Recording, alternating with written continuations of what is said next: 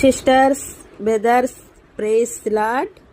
ఉదయకాలంలో 8 గంటలకు ప్రార్థన చేసుకుందాం. అందరూ ప్రార్థనలో ఏకీభవించండి. ప్రియమైన పరలోక తండ్రి, ఈ కొత్త రోజు నీవు నాకు అనుగ్రహించినందుకు కృతజ్ఞతలు తెలియజేస్తున్నాను.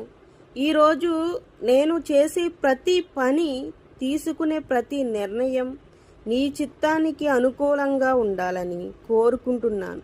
దయచేసి నా హృదయాన్ని శాంతియుతంగా ఉంచు. నా ఆలోచనలు నీ వాక్యంతో నిండిపోయేలా చెయ్యి.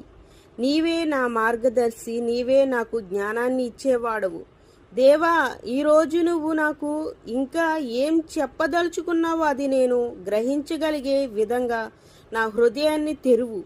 నీ సంకల్పాన్ని తెలుసుకునే క్షమాపణను, అదే మార్గంలో నడిచే ధైర్యాన్ని నాకు ఇవ్వు. ప్రభు అయిన యేసు నామంలో ప్రార్థిస్తున్నాను. హల్లెలూయా, ఆమెన్. నీ ప్రియమైన బిడ్డ రామలక్ష్మి. ఆమెన్.